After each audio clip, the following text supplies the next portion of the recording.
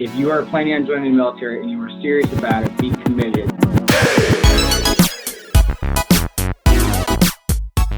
Hello everyone and welcome to ASVAB Domination with Gamonal Tutors. My name is Mickey Gamonal and I am here today with Sergeant First Class Swartz. Sergeant Swartz is a drill sergeant, a recruiter, and a social media influencer. He's affiliated with Team Swartz, if you want to look him up. He is based in New York and he's been recruiting for over 16 years. Sergeant Swartz, thanks for coming on.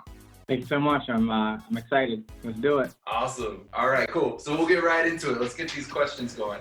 So my first question for you is, what advice do you have for someone joining the military? So the advice I would give somebody who's looking to join the military is you have to decide for yourself on whether you are committed or if you're just interested.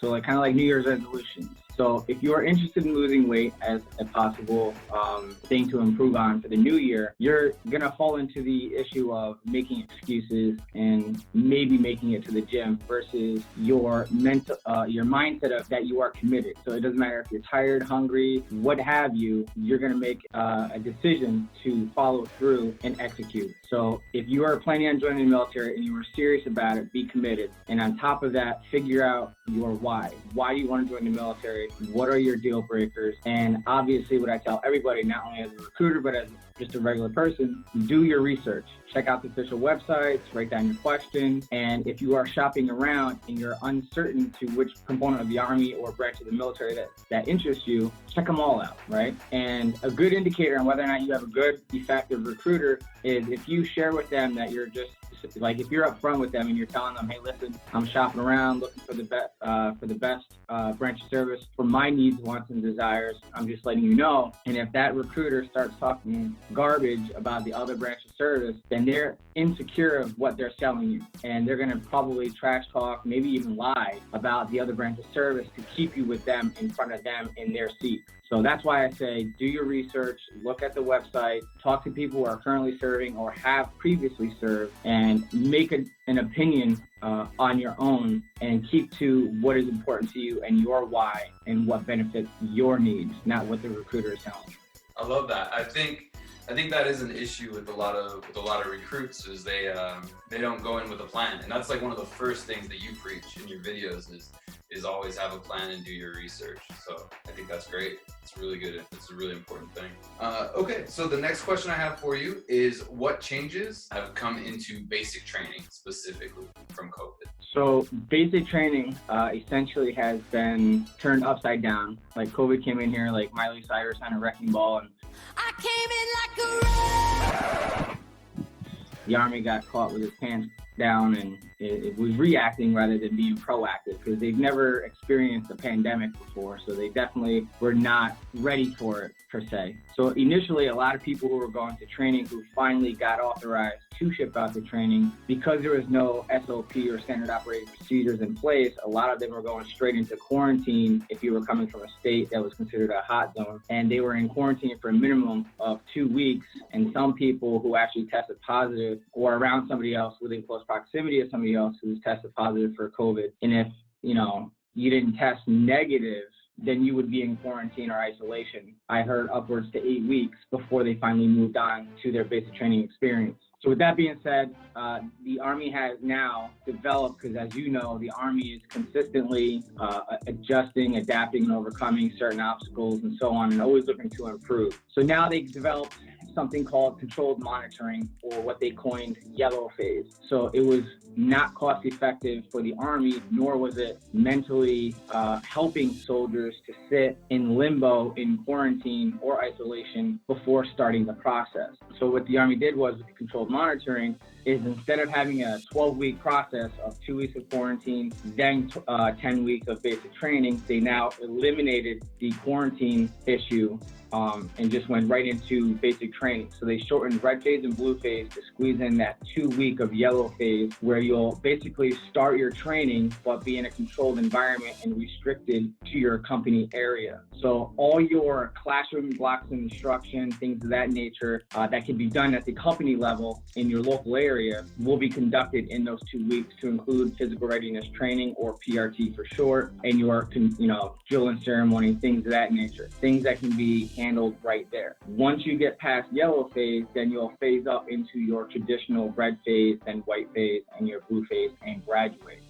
They brought back the gas chamber, so that's a recent change. Army combatives is still gone, to include the pupils. Don't worry, okay? Anyone who's served in the Army, we all know that the Army combatives does not make you a bad A mother flower, all right? It's just enough to get your feet wet, get introduced to Army combatives, which is Brazilian Jiu-Jitsu and kickboxing, and pupils learning how to fight with your weapon. So that's not coming back anytime soon. And then Family Day and Graduation Day, as of them being in person, has been canceled until further notice. So Family Day has been replaced with a Soldier Day, where you get an on-post pass restricted to certain areas within the post, and you'll get your cell phones to be able to communicate with friends and family. And then on Graduation Day, again, it's not an in-person graduation ceremony. It's conducted via live stream on Facebook, which is free. So there's a scam out there that people are offering to stream the service for you at a cost. So just understand that the Army will never charge you to watch your loved one to graduate. So understand that either on their company page or the official like Fort Jackson page or something like that, you can watch the graduation ceremonies from there. Those are the biggest things that are changing. So during the controlled monitoring and throughout basic training, you'll be restricted to wearing your mask. And once you get out of yellow phase, there will be times where you can remove your mask once you're, executing the social distancing of 6 feet or more, which is double R intervals in the Army. Buses are, when you're being transported, they're at 50% max capacity, exercising, social distancing, such. And in those 2 weeks of yellow phase, you will be separated. Males and females will be in separate barracks at 50% max capacity to exercise social distancing. Once yellow phase is done, they'll integrate you guys into one barrack for obviously quality control purposes and integrity and all that good stuff. So those are the major things that have changed. Another thing that has recently changed too is the Army Combat Fitness Test is the new standard for all trainees. And for Big Army, the entire Army, the effective date is October 1st of this year, in a couple of weeks. In mid-July, while I was at the Drill Sergeant Academy, the Army basically said that the Army Combat Fitness Test has been not suspended, but it's postponing the effective date for record. So with that being said, up until March 31st of 2022, Army-wide, if you fail the ACFT, it will not count against you. So for a trainee in basic training, the drill sergeants are going to tell you that you have to pass it. They have to execute the ACFT 2 standard and grade you 2 standard. But providing that you meet all the graduation requirements, you will not be held up in training as a failure of the ACFT. So you will move on throughout the rest of your training and eventually move on to your unit of assignment, providing that you pass everything else. So if you fail the leg tuck or anything else, it's all right. For now, okay, at least until further notice, or at least until 31 March, unless that gets rescinded. But with that being said, I kind of disagree with that mentality, and I understand why they did it. Because of COVID, with everything being closed down, it doesn't make sense to force a soldier to pass the ACFT when they don't have the means or the capability to train properly for it because the gyms are closed due to COVID, so on and so forth. But by not making it a requirement that long, it's going to make lazy soldiers lazier and to come up with that excuse to not push themselves beyond their comfort zone or to be able to pass the ACFT. On the other hand, I feel that the ACFT at the minimum standard is highly achievable. It is just more difficult to max it out. It is definitely more difficult to max out. Yeah, I think the max for the leg tuck is 20, right? To max out leg tuck? Yep. 20 leg tucks. And then I know for heavy, I think it's 3 is your minimum. So I was really excited because I was like, oh, you just got to get 1 leg tuck. But it looks like if you're in a heavy MOS, you got to get 3 leg tucks. Is that I believe it's 5, and then significant is 3, and moderate, which is the lowest, the gold standard, is 1. Yeah. So Big Army wants everyone to be able to pass at minimum. Your goal now, like as you know or don't know, the ACFT is age and gender specific, unlike the old APFT or the Army Physical Fitness Test, which was age and gender specific. So with the ACFT, just like the OPAT, it is age and gender neutral, and it goes by your MOS. So it's either moderate, significant, or heavy. So until the ACFT becomes for record, you are having that goal of meeting the gold standard, which is 1 leg tuck, I want to say it's 10 push-ups, 3 minutes for the spring drag carry, 21 minutes for the run, 4.5 meters for the 10-pound standing power throw, and 140 pounds for the deadlift. Yeah, that's all 5. Wow, are you certified? You got those down. Are you certified, what is it, graded? Yeah, I'm certified to grade it and to be the NCOIC and OIC as a result of the Drill Sergeant Academy. And I also did a video on the ASVAB as well. Your resources, man, they're crazy. It's so in depth. I love that it's, from someone who's been there and who really knows. So that's great. What is Drill Sergeant School like, or Drill Sergeant Academy? So they actually, just like Army basic training for a regular normal trainee, the Drill Sergeant Academy had to adjust fire as well in addition to that. So originally the Drill Sergeant Academy was 9 weeks straight, getting treated just like a trainee, so on and so forth. So we're experiencing basic training all over again with a lot more snaz. But so now, with COVID restrictions and so on and so forth, they're looking at, they revamped it so that we didn't have to be in a classroom unnecessarily, possibly exposing each other and so on and so forth. So much like the trainees are going through the yellow phase and controlled monitoring at the basic training site, we had to as well. But prior to getting to the Drill Sergeant Academy, the 2 weeks that we would normally do at the Drill Sergeant Academy was done via distance learning. So 2 weeks was done distance learning on the laptop, and you have 4 exams by the end of those 2 weeks.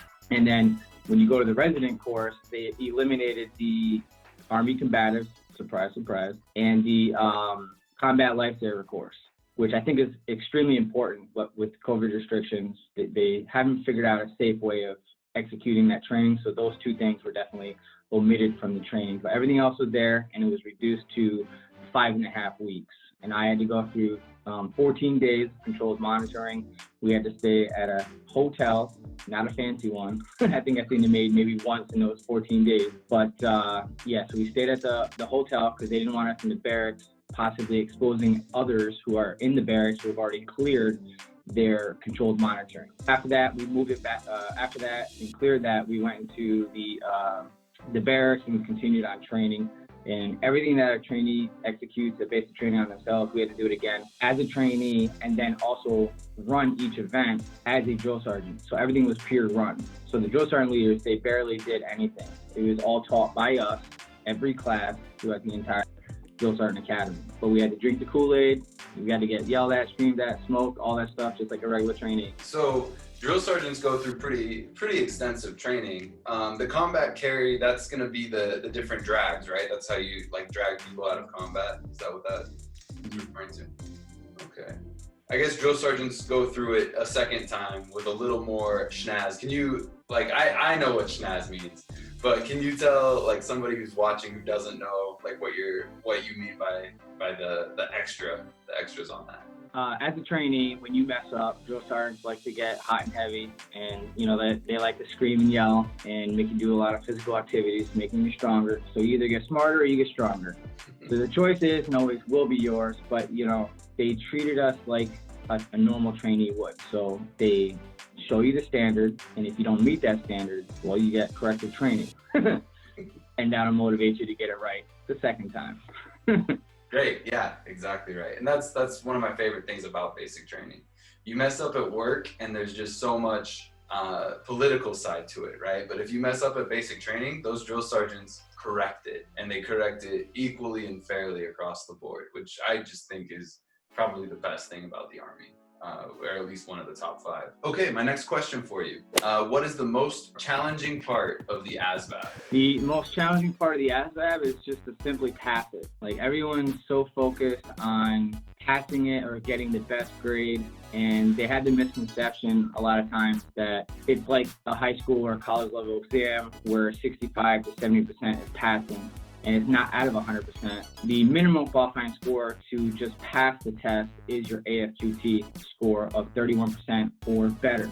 And all that score basically means is, can you sign a contract or not? And depending on that score would make you eligible or pre-eligible for possible incentives like bonuses, the National Guard's College First program, the Student Loan Repayment program, so on and so forth. What drives the train for MOSs are the line scores. So as you know, it's broken down into two different types of scores. You got your AFQT score, meaning are you able to do well enough on the 2 English and 2 math sections to be able to sign a contract, and then those 4 sections in combination of the other 5 sections of the test, they average them out 10 different ways, and those are called line scores, and that's what's going to drive the train to the possible MOSs or opportunities of joining the military. I like that. I like that response. The most challenging part is just to pass it. I mean, at the end of the day, and that's like, I'm sure you've seen this too when you're recruiting, is a lot of these trainees, these potential soldiers, come in with, and they have ASVAB struggles. And they're like, oh, but it's because I'm not good at science, or it's because I'm not really great with the mechanical comprehension. I'm not great at assembling objects. And it's like, slow down, right? You just take it one step at a time. We're gonna increase those math scores. As a tutor, I say, we're gonna work on your math, we're gonna work on your English.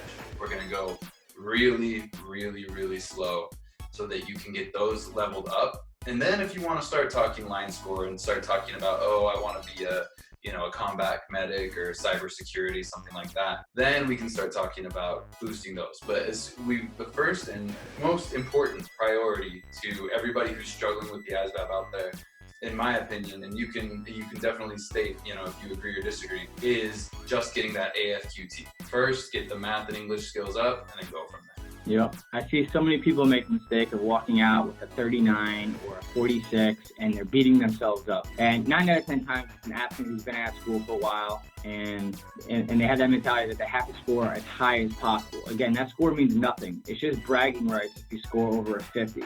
And I understand that some people are striving to get that 50 or better so that they can get the cash enlistment bonus, but I'm here to tell you as a recruiter, I don't sell bonuses. The reason being is I don't think money is that important. I mean, it's right up there next to oxygen, but it locks you in for that specific contract, and there's a lot of rules that you have to abide by and follow, and if you break one of those rules, that bonus could ultimately get recouped, and you have to pay back that bonus and lose the other half or other payments if it's broken up into multiple payments. So I'd rather people not take the cash enlistment bonus for one of those reasons there. So yes, I agree that the AFQT is the most important grade, and it's just for you to pass it, okay? Because later on in your military career, if you decide to retake the ASVAB test, that AFQT requirement is no longer a requirement. The meat and potatoes of what drives the trainer, what you can do in the Army, are your line scores.